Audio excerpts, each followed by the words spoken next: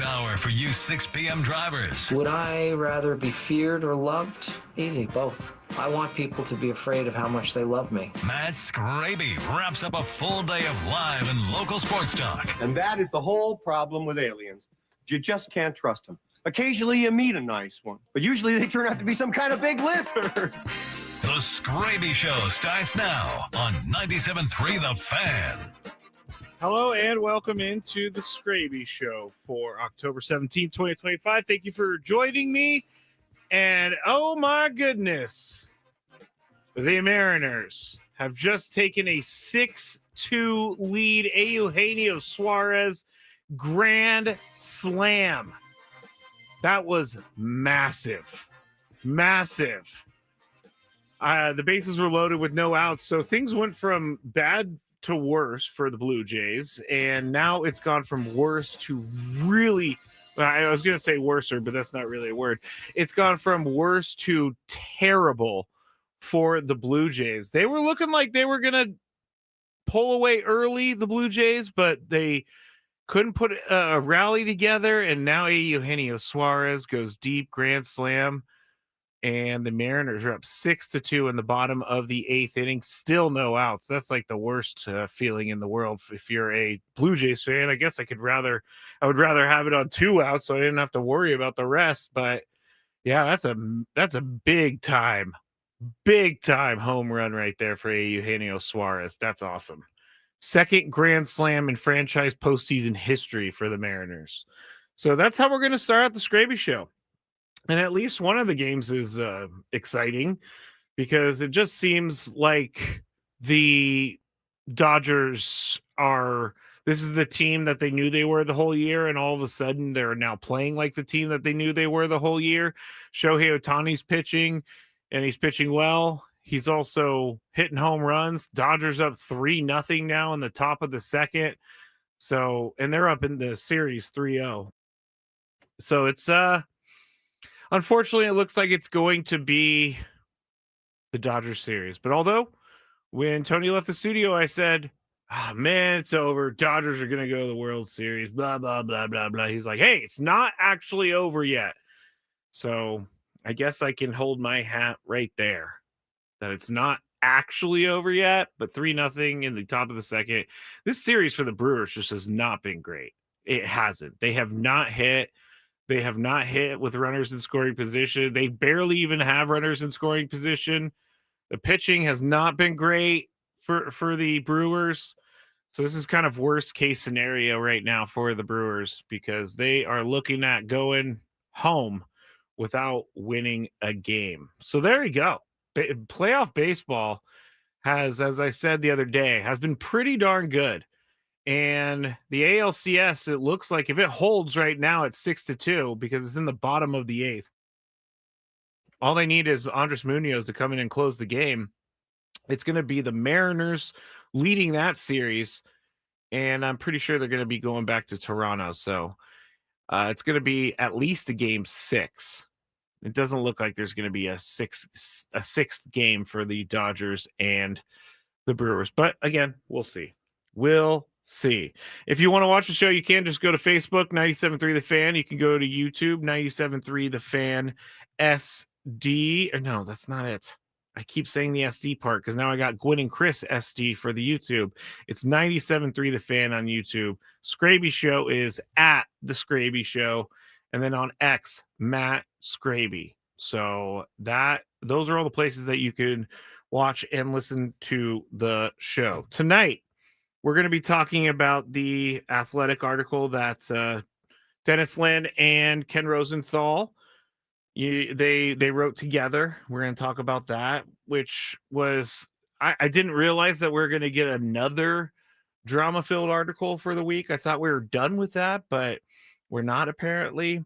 Also, I'm going to ask the question, if you are interviewing for the manager job for the Padres, are you a little nervous for job security? Because the last 2 qualified managers have gone after 2 seasons. So one of them retired, one of them was fired. So if I was a manager incoming, I would take pause and think about it. We'll talk about that also. It is October 17th, 1989. I was living in the Bay Area with my parents, obviously. I was 4 years old. The Loma Prieta earthquake hit during the Giants and the A's game. I just want to play some of the audio and talk about.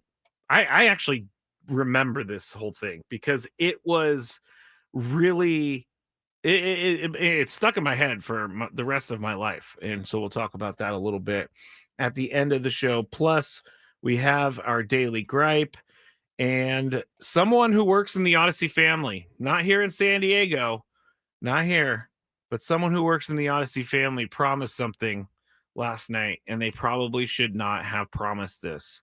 And I don't like these Twitter promises, these X promises, like, I'll eat my hat if this team beats this team. That's why I'm never going to say something like that. I'm never going to put it out there on the air because it scares me that it would end up coming true. And that's exactly what the kind of luck that I have. That is what my luck is all about. All right, let's start with the Athletic article. And actually, let me start here. It's very funny to me that we have been talking about this all week, and we wouldn't be talking about this at all if Mike Schilt didn't step down. And I love the anonymous sources everywhere that when they come out of the woodwork to trash someone after they, get fired or they leave a job or anything like that.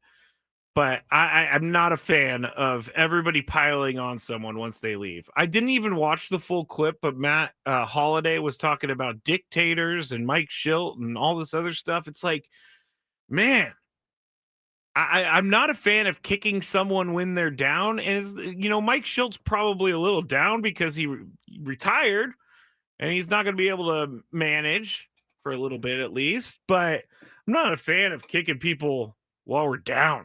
Jeez, it's getting crazy out there. Everybody has their story about Mike Schilt, and everybody has their problem with Mike Schilt, but no one had these problems or stories while he was the manager of the team. So it's a little strange to me, but just another day, another another article that creates a little bit of chaos for us fans. And it's another article that makes it seem like the Padres are somewhat dysfunctional. And, we've been trying to figure out who to blame all week long. And I don't know that we're ever going to come up with a person to point our finger out to blame for all of this. But so what is it, though? Is it a Mike Schilt problem? That's how we began the week. Is it an AJ Preller problem? That's how we went through the week. Is it an Eric Grupner problem? Is it an Eric Kutsenda problem, which we learned about today? Is it a John Seidler problem? It seems like everything is interconnected. And should we say, reading the Athletic article, there are so many different things that point to AJ Preller not being involved in the hiring of Mike Schilt, even though he respected Mike Schilt. He wanted Ryan Flaherty. So who is the person that is overruling AJ Preller? Because at the time of the hiring, there was kind of a flux at the top of the Padres organization. And really, I don't know that this, and I don't know Peter Seidler at all, but just what I heard from him while he was alive and while he was running this team, I don't know that this is what he wants. I feel like he wants the team to focus on the baseball. And we are just getting article after article about how bad everything is inside the Padres organization. And some of the things that I read today, they're not like hard and fast. Yeah, that's the problem. I think the problem with everything right now is that no one's working together. It seems like it doesn't seem like they are all on the same page. And I can't remember who said this. Maybe it was Manny Machado but other people have said it. They're not, to me, all pulling on the same rope. And one of the things that we learned today about the Padres organization is that Eric Grupner, the CEO of the Padres in 2024, he already held a small stake in the team. He quietly received a multi-year extension while working under interim control person Eric Kutsenda. So Grupner had already been extended by Peter Seidler through the 2026 season, but then he got a multi-year extension with Eric Kutsenda. But Eric Grupner's equity in the club and his latest extension, which was struck during the 93 wins and a record attendance, had not previously been reported. Now, I'm not really thinking that we need to know. I'm not thinking that we need to know when Eric Grupner gets extended. That's not something that I think people really need to know as a Padre fan. It shouldn't really bother you that he was extended. Things were going well. The team was winning. The team was selling out. There's Padres jerseys. There's Padres fans everywhere. So things are going well with Eric Grupner as the CEO. But according to Dennis Lin and Ken Rosenthal, over the last 2 years, team sources told them, employees throughout the organization noticed increasing tension between Preller and Grupner. And again, Grupner's influence has grown on the franchise with more ownership and just more trust in making decisions for the team. Now, I've heard rumblings, and to back up what I said the other day, I didn't come to the air with said rumblings because they were just rumblings. And I had no proof, but I've heard many different things about the team, some true, and some turn out to be true, some turn out to be not true. I'm not sure what's true and whatnot, so I'm not going to relay the specific rumblings. But if indeed there is tension between AJ Preller and Eric Grupner, then I think this is bad for everyone. You want the CEO and the GM working well together, and you want people pulling on the same side of the rope. And again, I don't know how their working relationship really is. They both are saying, well, at least AJ said on Tuesday that their working relationship was great, but Eric Kutsenda is who AJ Preller and Eric Grupner have been, reporting to before John Seidler took over. So Kutsenda extended Eric Grupner, but did not extend AJ Preller. And now John Seidler is the chairperson of the Padres. And John Seidler, I have, outside of the letter that he sent to everyone, a couple weeks ago, I feel like there needs to be someone that's going to stand up and steady this kind of bad press that's been coming the Padres' way all week long. Instead of talking about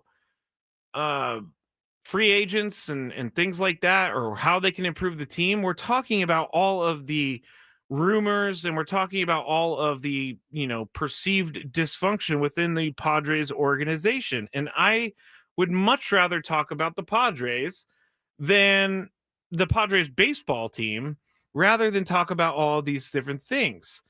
And with, team sources saying that Grupner's wielded greater influence than he previously had, is he the one who decided to hire Mike Schill over Ryan Flaherty, who AJ Preller wanted to have Ryan Flaherty as his manager? So, this just proves to me one thing, that we all don't know anything about what's happening on the inside, because this was not reported before, and now it's being reported now. But I can't really trust anything that's coming out of the organization, or not even coming out of the organization right now. I can't really trust any of this because I don't know what is right and what is wrong, and time is going to sort that out. But when everybody, does this mean that the upper management has a problem with AJ Preller? And since he hasn't been extended, he's going to leave the team and go maybe to another team, which the only other team hiring someone for AJ's position would be the Rockies. Or is this, just a solely Is this upper management trying to make things into how they want it to be? And that could be it. It could also all just be rumors and lies. So when I woke up and read this thing, I had to read it like 3 times just to make sure I was getting everything in there.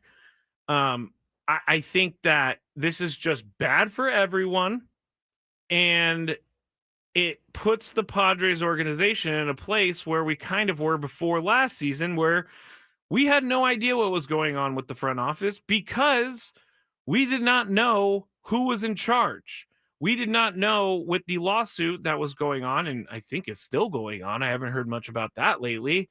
We don't know who is actually making the decisions to run the team. So when John Seidler took over being chairperson, I think he also took over the role of someone who has to steady the ship. And right now, it seems like there needs to be a little leadership, and there needs to be some sort of message to us fans as to, hey, we realize there's been a lot of stuff that has come out about the organization this week, but never fear, we got things together. But I can tell you, if they don't extend AJ Preller and they let him walk, I do think that would be a mistake. I think that AJ Preller has proven to everyone that even if he doesn't make the right trades all the time, he is going to find a way to better the team. And I think that he is learning and getting better in each season. He's learning from the mistakes and from the downfalls of the teams that have failed in the past. So I think that AJ Preller is getting better each year, and I do not want to see him go to another team and build another team from the ground up. Like, what does that mean if the Padres let AJ walk? What does that mean when the new GM comes in? Does that mean that they're not going to like some of the contracts and they might jettison some of the contracts? And it's going to be really hard to move Xander's contract, Manny, Fernando, Jackson, all of these moves that have been made. And a lot of these moves were made when Peter Seidler was still around. So what does this mean for the team going forward? I think there's a big question mark about it. And until they tell us one way or the other what is going to happen with AJ Preller, we can't really determine how it's going to turn out. And so that's where I'm at. I'm in the middle of all of this, and I'm not sure what to believe. But all I really care about, you notice what I didn't talk about the entire time of this first segment? I didn't talk about baseball, which is what I do want to talk about. And ultimately, the team is what? A baseball team. Their product is baseball. We can't lose sight of that. The product is baseball. It's not how many jerseys you sell. Yes, that is a goal of the franchise outside. But if you're not providing or putting a good team on the field, people are not going to buy your jerseys. People are not going to buy the merchandise. People are not going to come to games if there's not a good team on the field. So baseball should be the focus of this organization. That's ultimately what their product is, baseball. And I'm not really sure where to go with the stuff that we learned this morning from the Athletic article, Dennis Lin and Ken Rosenthal. I encourage everybody to go read it because everybody needs to read it for themselves. But this is all sports franchises need to realize where their bread is buttered. And sure, concerts at Petco Park bring in money. But ultimately, baseball is what is going to drive this team forward. So I hope they get back to that. When we get back, we're going to move away a little bit from Mike's show.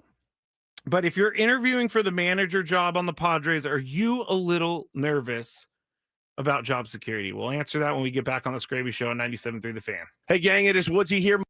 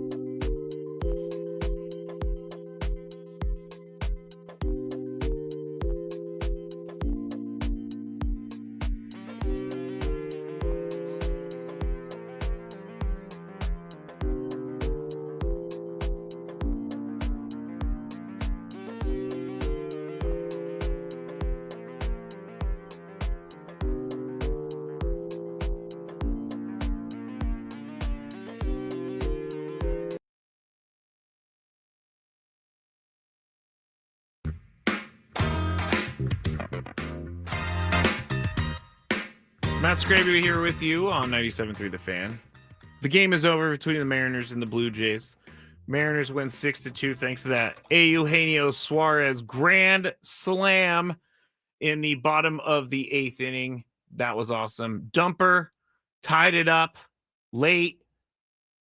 They were down 2-1. He hit a solo shot, and then they ended up winning 6-2. So that was pretty good stuff from the Mariners tonight. Now they go to Game 6, and they will have to take down the Blue Jays in Toronto. So, hey, that's a good series. The NLCS, can't really say it's a great series. Brewers are down 3-0, top of the 3rd. Shohei Ohtani still pitching. At least the Brewers have a base runner. That's good. It's been hard to come by for them. I really thought that the Brewers were going to put up a little bit better of a fight. I really did. I mean, in an alternate universe, if the Padres don't get eliminated by the Cubs, I think that they're probably playing the Dodgers right now, and they're probably playing the Dodgers for a chance to go to the World Series. Well, they would be playing the Dodgers for a chance to go to the World Series. But hey, that did not happen. It didn't, which is unfortunate for everyone. There was one other thing. That I wanted to talk about the management situation before we go into this manager job security question. And that would be because I got a question about it. And so I wanted to bring it up real quick. But someone asked me if it's common for CEOs of teams to have stakes in the franchise, which Eric Rupner, it was reported today by Dennis Lin and Ken Rosenthal that he has a stake of the team. And he got a little bit more of a stake when he signed his extension a couple years ago. So that to me, and I told that person, when they asked, what does it mean? I don't really know what it means. And when they asked, do other CEOs do this? There are other CEOs that do this, but they're also sometimes the chairperson. I looked this up a little bit. They are also most of the time maybe like a minority owner or something like that. But from what I saw, and this is not the law, but from what I saw, Eric Rupner is the only CEO in baseball that has an ownership stake. And I'm not saying there's anything wrong with that. I don't really care about ownership stakes. I don't think that that's something that we really need to pay attention to.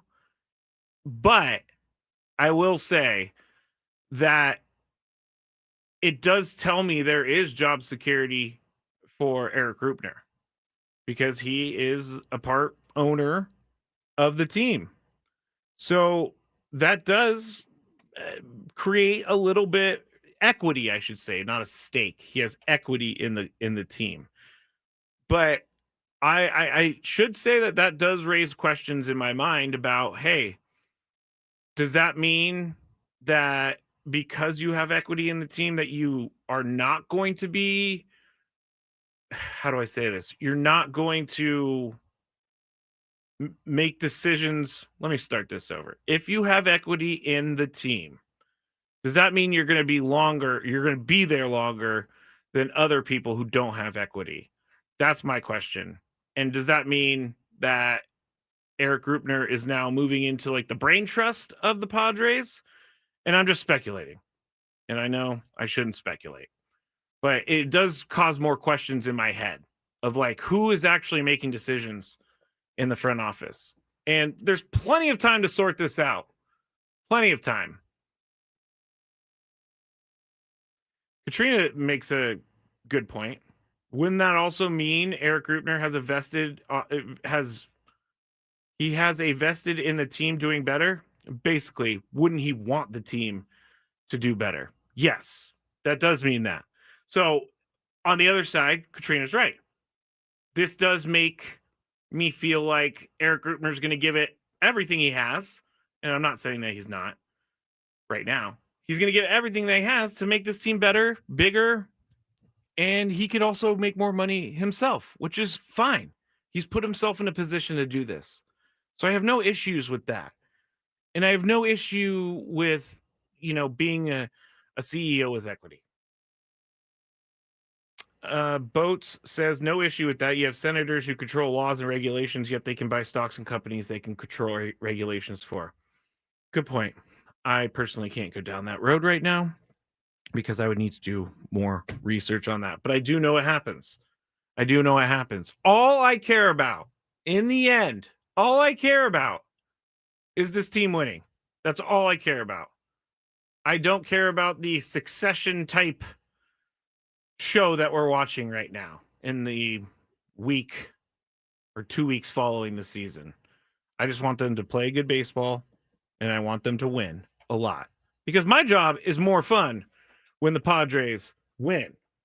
William says, how about Dusty Baker, next Pods manager? I think Dusty Baker might be a little, I don't want to be ageist, but I don't know that Dusty Baker is the best option right now. I think he retired because he wanted to retire and he got his World Series and all that. Elizabeth says, feels like a conflict of interest. I'm going to try to ask someone over the weekend who's in the know more about this, whether or not it is a conflict of interest. Because again, he wants the team to do well. If he has equity in the team, he wants the team to do well because it's better for him when the team does well. So he has motivation to make the team do well. So I don't think that it's a conflict of interest as in they're not going to make the team great because of it. I can't say that he makes more money, but his equity is more valuable when the team wins. 1,000%. All right, I'm going to ask someone. Gonzo. Sounds like you have a lawyer to ask. I do. I don't know. I haven't really talked to her about this stuff, but maybe over the weekend I'll try and get an answer from the lawyer girlfriend. Yes, you heard it. All right. If you're interviewing for the manager job, are you a little nervous about job security? First thing that comes to mind. The first thing that comes to mind with the job security thing is this team is loaded. So any manager coming into this team is going to start with a leg up because they already have the players in place. They're not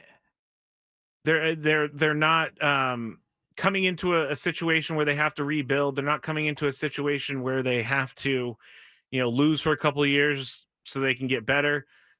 The manager, if you're looking at this job and you're a potential candidate for this job, I would think that you want the job just based upon the fact that this team has been in the playoffs the last 2 seasons. This team has won over 90 games in the last 2 seasons. Like, I would want to be a part of that if I'm someone interviewing for the job. But I would also have to think, if I was interviewing for the job, like, am I going to have stability? Am I going to have ownership behind me? Am I going to have, am I going to be feeling like I'm walking on eggshells because I don't know if I'm going to have a job after this season? Because things, Bob Melvin signed on, went 2 years, left. Establishment. Let's go through the managers. We're going to start with Jace Tingler. Jace Tingler did not work out. He didn't have the experience that I think a lot of people thought that he needed, and I am with it. It just did not work out for Jace Tingler. So you move from Jace Tingler, and you wanted an established manager, and you want someone who has experience with big name players and has experience leading a team to the playoffs. So you bring in Bob Melvin. And at first, it's great. They went to the NLCS. Then they missed the playoffs the next year. And Bob Melvin's out the door. And then you think, hey, we need to bring in another experienced guy that's going to get us over the hump and get us to the World Series. So why don't we go for a guy who's already in the organization? He has the experience. He knows what it takes to win, and we're going to bring in Mike Schilt. So they bring in Mike Schilt. They make the playoffs both years. They win over 90 games in both seasons, or 90 or more games in both seasons. Things are working out. Then Mike Schilt retires. That part, doesn't necessarily put red flags out for me.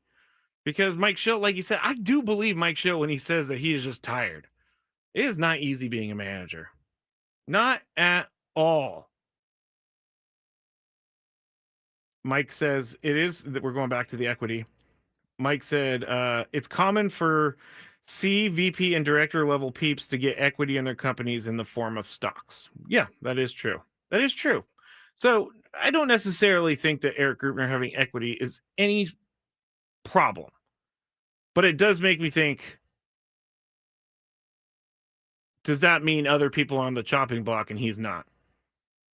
Which it could mean that. I don't know. I mean, the team selling out all the games. They're doing well. So Eric Greupner's doing his job as CEO. All right, I have a lot of questions to be asking this weekend about how certain businesses are run and all of that stuff. But if I'm a manager interviewing for the job, am I nervous about job security? I'm going to be asking questions in the interview. And be like, hey, if I make the playoff in the next 2 years, am I going to be out after that? I think the answer would be no. AJ Preller has said many times he would like for a manager to stay 10 years. It didn't work out the last 2, but I don't know after what we read today that it's all AJ Preller's problem. I don't think that he's the one to blame for the manager turnover. Probably has something to do with it for sure.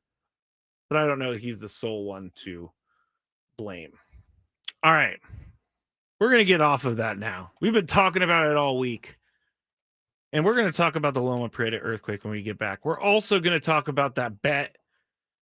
I'm going to do this if this team beats my team. We're going to talk about that and the Daily Gripe when we get back on the Skraby Show, 97.3 The Fan.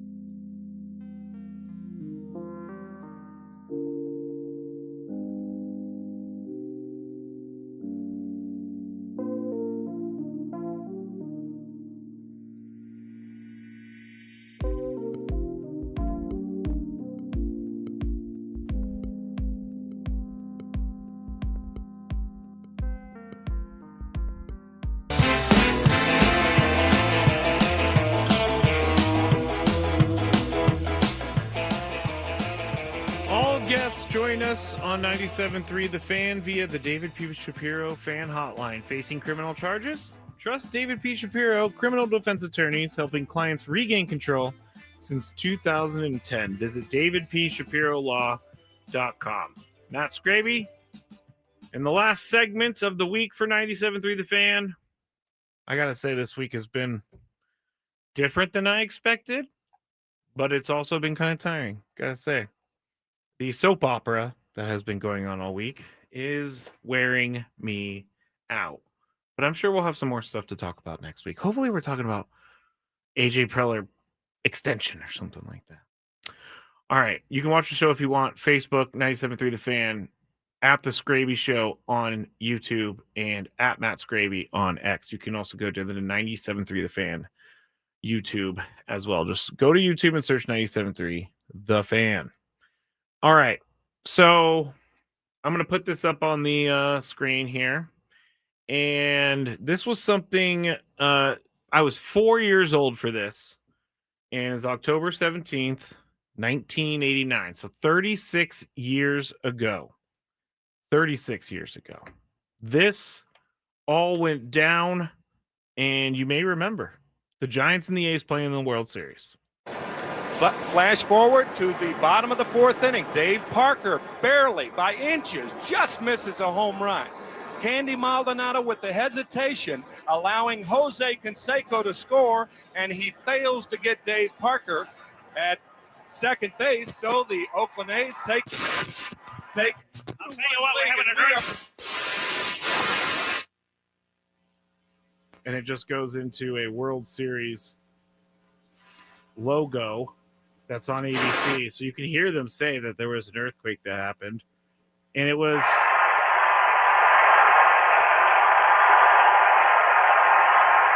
Anyway, if you want to find this, you can go find the rest of it. But then Al Michaels takes over and starts talking about, what's happening at the stadium. Well, I definitely, as a kid, remember this like it was yesterday, because we were living maybe 30 miles away from San Francisco at the time. And so I remember feeling this earthquake. And I remember, because I was 4 years old, I was arguing with my uncle about what we should be watching on TV. And he wanted to obviously watch the A's and the Giants World Series game. I don't know what I wanted to watch, but it wasn't the A's and the Giants World Series game. But so I remember that happening, us arguing about that. And then I remember being picked up because the earthquake happened, and it freaked me out, and it freaked everyone out. But they picked me up. I don't actually know who picked me up. I should ask my mom. But we ran under the door frame, and we stood there until the earthquake was over. And I gotta say, as a 4-year-old, I was terrified. I didn't know what was happening. I thought the world was ending, basically. And so this leveled San Francisco. Absolutely leveled San Francisco. There were houses that fell over into the street. There was a freeway that collapsed on itself. The Bay Bridge had the top span fall down on the bottom span. And as a kid, I remember going to my grandparents' house after the earthquake and seeing a big picture of the bridge broken, where the top span of the Bay Bridge fell onto the bottom span. And I can tell you right now, I could not go over the bridge for a very long time. I thought I was going to fall into the water as a 4-year-old. I thought I was. It was something that I'll never forget.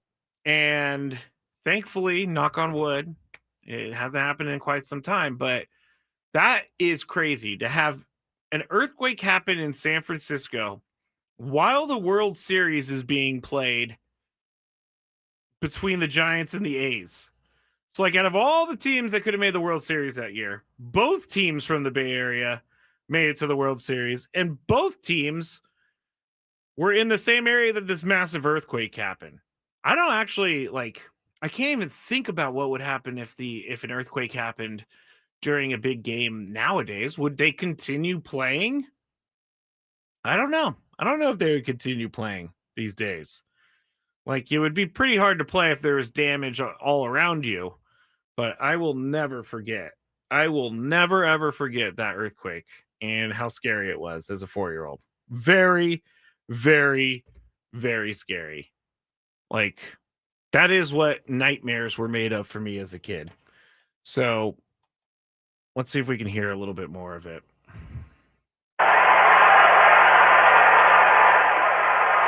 I know Al Michaels talks at some point. I